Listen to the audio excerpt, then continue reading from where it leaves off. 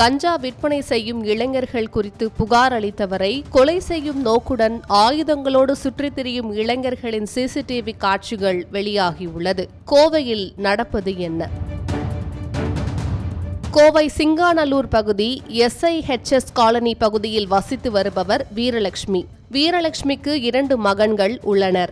இவரது வீட்டின் அருகே இளைஞர்கள் சிலர் கஞ்சா விற்பனையில் ஈடுபட்டு வருகின்றனர். இதனால் பொதுமக்கள் அந்த பகுதியில் நடமாட முடியாத சூழல் நிலவுவதாகவும், சில நேரங்களில் அங்கு வருபவர்களிடம் இளைஞர்கள் பணம் கேட்டு வழிப்பறியில் ஈடுபடுவதாகவும் கூறப்படுகிறது.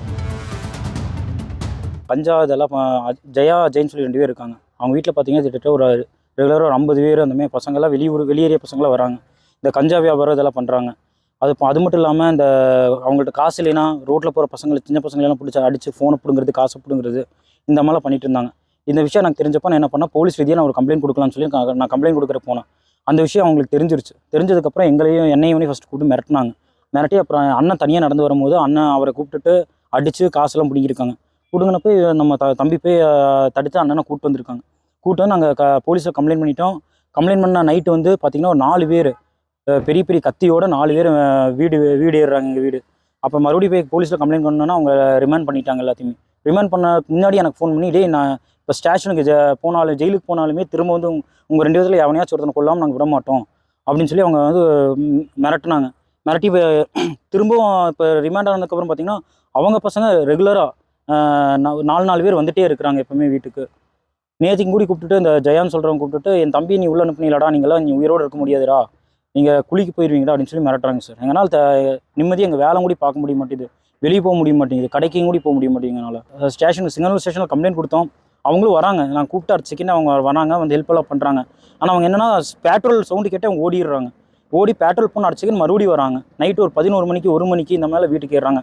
அதுக்கான வீடியோ ப்ரூஃபு, வாய்ஸ் ரெக்கார்டு எல்லாமே நான் வந்து கமிஷன் ஆஃபீஸில் மறுபடியும் கமிஷன் ஆஃபீஸில் இப்போ ஒரு கம்ப்ளைண்ட் கொடுத்துருக்கேன்.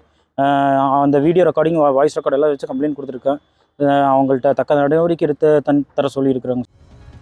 இந்நிலையில் வீரலட்சுமியின் மகன்களை சில மாதங்களுக்கு முன்பு கஞ்சா விற்பனை செய்யும் இளைஞர்கள் வழிமறித்து பணம் கேட்டு தகராறில் ஈடுபட்டதாகவும், அப்போது தாக்குதல் நடத்தியதாகவும் தெரிகிறது.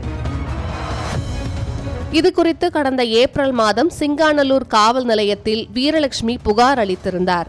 இதனால் ஆத்திரமடைந்த கஞ்சா விற்பனை செய்யும் அந்த இளைஞர்கள் வீரலட்சுமியையும் அவரது 2 மகன்களையும் மிரட்டியுள்ளனர். இதனால் இரு தரப்புக்கும் இடையே அடிக்கடி வாக்குவாதம் ஏற்பட்டு வந்துள்ளது. இந்நிலையில் கடந்த சில நாட்களாக கஞ்சா விற்பனை செய்யும் இளைஞர்கள் தரப்பு கத்தி உள்ளிட்ட ஆயுதங்களோடு வீரலட்சுமியின் வீட்டை நோட்டமிட்டு வந்துள்ளனர். மேலும் கடந்த ஏப்ரல் மாதம் வீரலட்சுமியின் வீட்டுக்கு ஆயுதங்களோடு சென்ற இளைஞர்கள் வீரலட்சுமியின் குடும்பத்தினரை தாக்க முயன்றுள்ளனர். ஆனால் வீரலட்சுமியின் குடும்பத்தினர் சுதாரித்துக் கொண்டதால் அந்த இளைஞர்கள் அங்கிருந்து தப்பி சென்றனர்.